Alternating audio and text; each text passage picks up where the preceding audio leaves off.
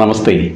സാഹചര്യങ്ങൾക്കും സന്ദർഭങ്ങൾക്കും അനുസരിച്ച് പലപ്പോഴും നമ്മൾ നമ്മുടെ തീരുമാനങ്ങളെ മാറ്റാറില്ലേ? അഭിപ്രായങ്ങൾ മാറ്റാറില്ലേ? ഒരു നന്മ ഒരു വ്യക്തി ചെയ്യുമ്പോൾ എനിക്ക് അയാൾ ശത്രുവായതുകൊണ്ട് അയാളുടെ നന്മയെ ഞാൻ മറ്റുള്ളവരോട് പറയുവാൻ തയ്യാറാവുകയില്ല. അയാളുടെ ആ നന്മയുള്ള പ്രവൃത്തിയിൽ ഏതെങ്കിലും ന്യൂനതകൾ കാണാൻ കഴിയുമോ എന്നതായിരിക്കും എൻ്റെ ശ്രദ്ധ.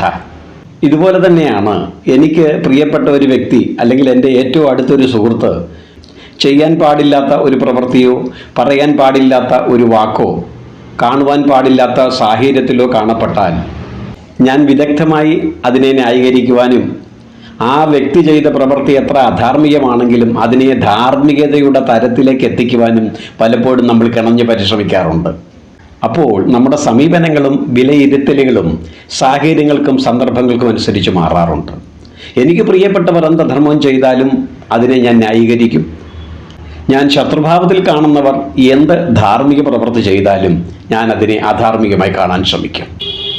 ഈ സ്വഭാവം ശരിയാണോ അല്ല എന്നതാണ് ശ്രീകൃഷ്ണമൂർത്തിയുടെ അഭിപ്രായം. ഭഗവാൻ വ്യക്തമായി തന്നെ ഭഗവത്ഗീതയിൽ അത് പറയുന്നുമുണ്ട്. കാരണം ചെയ്ത പ്രവൃത്തിയെപ്പറ്റിയാണ് നീ ചിന്തിക്കേണ്ടത്.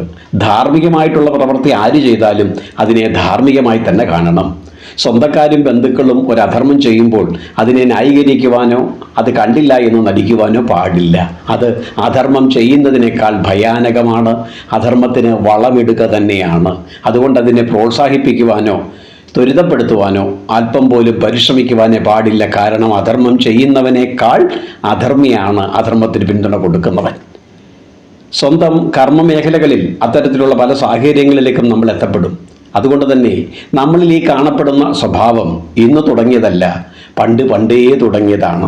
അതുകൊണ്ട് തന്നെ മനുഷ്യ മനസ്സുകളെ കൃത്യമായി മനസ്സിലാക്കുവാൻ കഴിയുന്ന വേദവ്യാസ ഭഗവാൻ കൃത്യമായി തന്നെ ഭഗവത്ഗീതയിൽ സാംഖ്യയോഗത്തിലൂടെ അത് നമ്മളോട് വ്യക്തമാക്കി തന്നെ കാട്ടിത്തരുന്നു.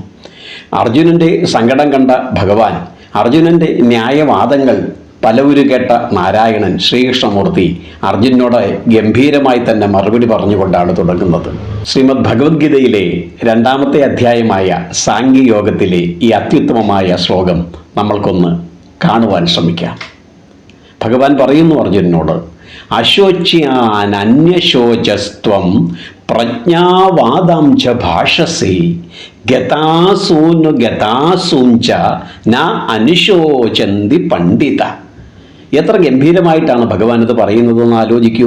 നീ എല്ലാം അറിഞ്ഞവനെ പോലെ സംസാരിക്കുന്നു. ശരിക്കും നിനക്കൊന്നും അറിഞ്ഞുകൂടാ. പക്ഷെ അത് ഉൾക്കൊള്ളുവാനോ നിന്റെ